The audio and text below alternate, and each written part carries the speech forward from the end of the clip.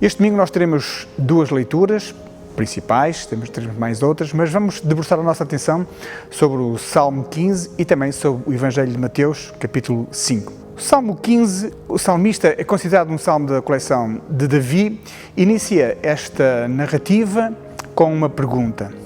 Depois identifica, de alguma forma, as respostas para a pergunta que o próprio coloca. E termina este salmo com uma promessa absolutamente extraordinária. O alvo principal de cada um de nós deve ser qual? Bom, o alvo de cada pessoa deverá ser ter comunhão com Deus. Mas se enquadramos isto no cristão, o cristão ainda mais tem esta responsabilidade de querer e desejar ter comunhão com Deus. Mas nem todos gozarão dessa presença e dessa comunhão com o Senhor. O salmista inicia então com uma pergunta. E pergunta ele o seguinte, no verso 1, quem, Senhor, habitará no teu tabernáculo? Se o salmista coloca esta questão, iniciando por quem, talvez identifique que nem todos possam usufruir desta comunhão com Deus, ou desta presença com Deus. Para reforçar esta ideia, o salmista usa um paralelismo, identificando a mesma ideia, o mesmo conceito, mas usando palavras um pouco diferentes. E então nós podemos ler quem pode habitar no teu santo monte. Mas está aqui uma mesma ideia, que talvez nem todos possam estar presentes na presença de Deus. E quem é que pode, afinal de contas, habitar? Quais serão as condições? Bom, podemos identificar muito brevemente que o santuário é o templo de Jerusalém e o santo monte é a colina onde ele foi construído. E somente as pessoas que realmente desejam profundamente e, acima de tudo, pretendem estar com Ele, é que podem ter realmente comunhão com Deus.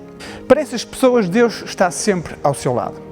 Para aqueles que verdadeiramente desejam estar na presença do Senhor, habitar no seu santuário, no seu monte, Deus não os abandona.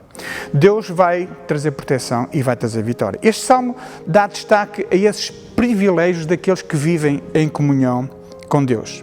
Após elencar as atribuições de vida a serem observadas para que possamos habitar no santuário do Senhor, o salmista Davi termina com uma promessa arrebatadora que falaremos um pouco mais dela mais adiante. Então, brevemente, nós encontramos essas condições da comunhão com Deus. Temos uma primeira pergunta, só para relembrar, quem pode viver na presença de Deus? Temos a resposta que depois se encontra no verso 2 ao verso 4. São aqueles que mostram justiça e santidade nas suas vidas. São aqueles que vivem com integridade, aqueles que praticam a justiça. Aquele que fala a verdade, aquele que não difama com a língua, aquele que não faz mal ao próximo, aquele que considera desprezível o réprobo, aquele que honra aos que temem ao Senhor, que cumpre a sua palavra, mesmo quando toma prejuízo para si próprio, aquele que não é ganancioso nem desonesto nos seus negócios. E podemos até comparar este salmo com o capítulo 33 de Isaías, verso 14 a 17. Estes pressupostos encontram-se aqui também.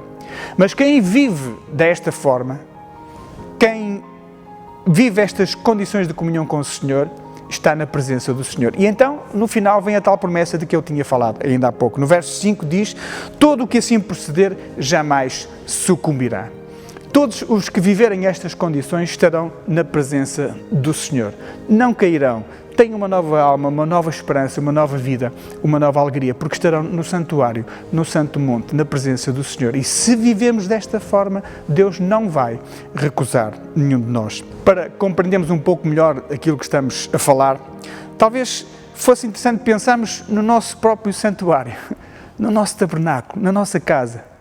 Quem deixaríamos nós entrar no nosso tabernáculo? O Evangelho de Mateus leva-nos também para um monte, curiosamente, como acontecia no Salmo. Este Evangelho de Mateus, o capítulo 5, é subejamente conhecido por todos nós como o Sermão da Montanha ou o Sermão do Monte. Este domingo, em cada igreja e em cada culto, acontecerá isto através dos servos do Senhor.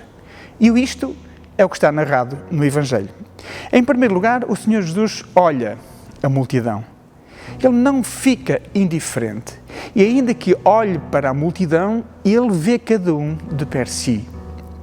Depois, o Senhor Jesus resolve subir ao monte, e subindo ao monte, também os seus discípulos o acompanham. E ele pretende um lugar não de destaque para si próprio, mas um lugar onde ele possa ser visto e possa ser ouvido por todos. E esta intenção de Jesus é atingir a todos, de forma que não os mais perto possam me ouvir, mas todos possam me ouvir, e este é o lugar privilegiado. E por esta razão ele também atrai a atenção de todos para aquilo que ele vai transmitir, para aquilo que ele vai comunicar. Depois o verso também nos diz, abre a sua boca. E ao abrir a sua boca, nós podemos entender que saem da boca do Senhor Jesus palavras de doçura, palavras de candura, mas simultaneamente palavras de autoridade e de profundidade para a vida de cada um. E ele abre a sua boca e ele constrói este cenário todo para ensinar, para que aquela multidão não andasse à vontade das tempestades, dos ventos, dos mares que pudessem estar ao seu derredor, para passarem a estar firmados na palavra do Senhor, no ensino de Jesus. E então Jesus instrui e desafia, afirmando que a alegria e a felicidade do cristão ou de cada vida ali naquele lugar não surgem da vivência dos conceitos ou dos preceitos humanos, mas sim quando cada discípulo, quando cada seguidor vive de caráter irrepreensível, que vive de maneira íntegra e dedicada, afirmando os valores da vivência em sociedade, valorizando a verdade, cuidando do próximo, estando dedicado à causa do Evangelho. Lemos por diversas vezes neste capítulo 5, as bem-aventuranças, significa, como nós sabemos, muito felizes. Felizes, bem-aventurados são aqueles que... E depois a frase continua. E talvez nós, ao entendermos esta primeira expressão, felizes ou bem-aventurados, muito felizes, estamos porventura à espera de coisas deliciosas, de um mar calmo, de um céu azul, de um sol brilhante. Se calhar não é bem assim. Talvez sejamos surpreendidos este domingo com este texto. E possamos até perguntar, mas Jesus, como é que é possível tal exigência? Bom, terminaria com o verso 11, tão desafiante para a vida de cada um de nós, que diz, bem-aventurados sois vós quando vos injuriarem e perseguirem e mentindo disserem tudo mal contra vós por minha causa. Podemos questionar como é que eu encontro uma bem-aventurança para a minha vida aqui. Bom, mas no verso 12, tal como aquela resposta que o salmista também tinha dado no verso 5, diz, exultai e alegrai-vos quando viverdes desta maneira, porque é grande o vosso galardão nos céus, porque assim perseguiram os profetas que foram antes de vós. Bom, este domingo, em cada igreja e em cada culto, acontecerá isto através dos servos do Senhor.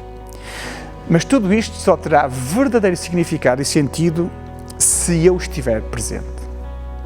Façamos por isso parte desta multidão deste domingo que ouvirá a palavra de Deus a chegar a cada um. Como que se Jesus olhasse para a multidão que tem à frente, mas falasse para cada um. Falasse com esse poder ensinador e com uma palavra salvífica para cada um de nós. Desta vez no texto, Jesus falou sentado para a multidão em pé. Este domingo estaremos nós confortavelmente sentados a ouvir o Senhor a falar-nos individualmente.